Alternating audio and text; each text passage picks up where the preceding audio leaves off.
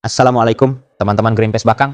Kalian pernah dengar istilah kalam dalam ilmu nahwu, tapi bingung apa artinya? Tenang, hari ini kita akan bahas dengan santai dan seru. Jadi, simak terus. Ya, pertama-tama, kalam itu apa sih? Dalam ilmu nahwu, kalam adalah lafaz yang tersusun, bermakna sempurna, dan sesuai dengan kaidah bahasa Arab. Kalau kata kitab Al-Jurumiyah, wal kalam huwa lafdzun murakkabun mufidun bil wadi. Referensi atau dalil tersebut saya ambil dari kitab ya guys, karya ulama bernama Muhammad Ason Haji Al-Jurum. Kalau saya salah tolong dikoreksi bareng-bareng ya kawan. Kita bedah satu-satu. Yuk. Kalam itu harus terdiri dari lafaz, lafz dalam kitab Mutamimah. Diterangkan artinya, ini simple. Lafaz adalah ucapan atau kata yang bisa didengar. Jadi kalau kamu ngomong, itu belum termasuk lafaz karena nggak ada huruf hijaiyah di situ. Tapi kalau kamu bilang Zaid, nah itu baru namanya lafaz. 2. Kalam itu harus tersusun, murakkab. Dalilnya mana bang? Oh tenang dalilnya. Dalam kitab Hasyiah Al-Khudari tentang ilmu nahwu disebutkan murakkab. Al-markab huwa ma tu'ullifa min kalimataini. Apa artinya?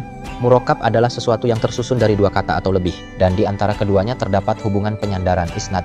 Supaya disebut kalam, lafaz tadi harus punya susunan kata. Contohnya, Zaid berdiri, Zaidun qaimun. Ini jelas tersusun dari subjek dan predikat. Tapi kalau cuma bilang Zaid, itu belum cukup, guys. Kalam itu harus mufid. Dalilnya masih dalam kitab Hasyiah Al-Khudari disebutkan mufid. Wal mufidu huwa ma yuhassalu bihi faidatan ammatan yas. Nah, ini bagian pentingnya. Mufid artinya kalimatnya punya makna sempurna. Contohnya, kalau aku bilang jika Zaid datang, idza jaa Zaid. Itu bukan kalam karena maknanya nggak selesai. Bikin penasaran kan? Kalau Zaid datang, lalu apa? Kalam harus wado. Di sini wado ada dua pendapat dari ulama ya guys. Pendapat pertama, dalam kitab Al-Kulliyat fil Lughah karya Al-Jurjani, Arabnya saya lupa tapi artinya sebagai berikut. Wada adalah penetapan suatu lafaz tertentu untuk suatu konsep yang jelas. Intinya wado itu harus jelas dan sengaja di dalam ucapan.